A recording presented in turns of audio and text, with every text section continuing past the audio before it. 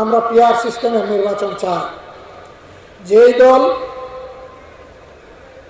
Caste হওয়া ভোটের যত পার্সেন্ট পাবে সেই দল সংসদে অতটা সিট পাবে।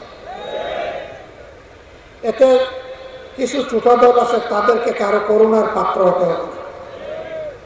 তারা যেটুকু পায় সেইটুকু নিয়েই তারা সংসদে কথা বলতে পারে।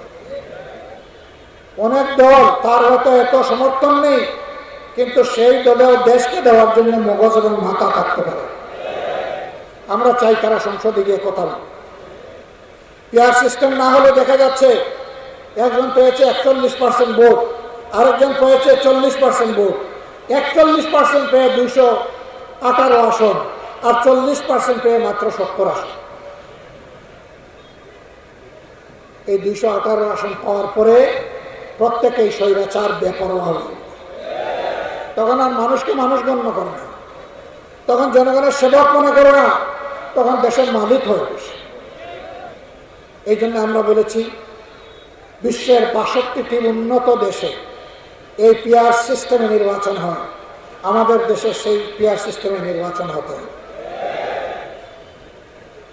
এতে যদি কেউ মন খারাপ করেন, বুঝতে হবে তাদের মতলব সুবিধাজনক নয়। আমরা আশা করি যুক্তিসঙ্গত এই দাবি তারা মেনে নেবেন।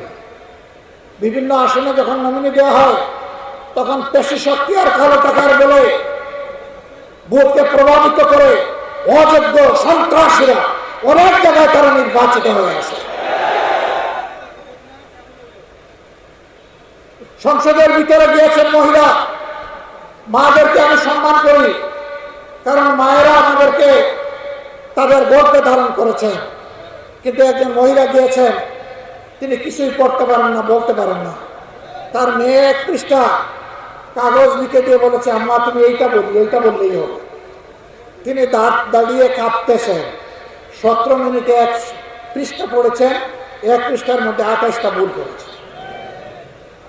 একজন সংসদ সদস্যের কাজ কি? একজন সংসদ সদস্যের কাজ হচ্ছে তিনি দেশের আইন রচনা করবেন। এখন বলেন, এইরকম লোকেরা যদি সংসদ সদস্য হয়, তারা কি দেশের ভালো আইন তৈরি করার কোনো যোগ্যতা রাখে না? বলেই তো আমরা কালো আইনের কবলে পড়ে আমরা শেষ হয়ে যাচ্ছি।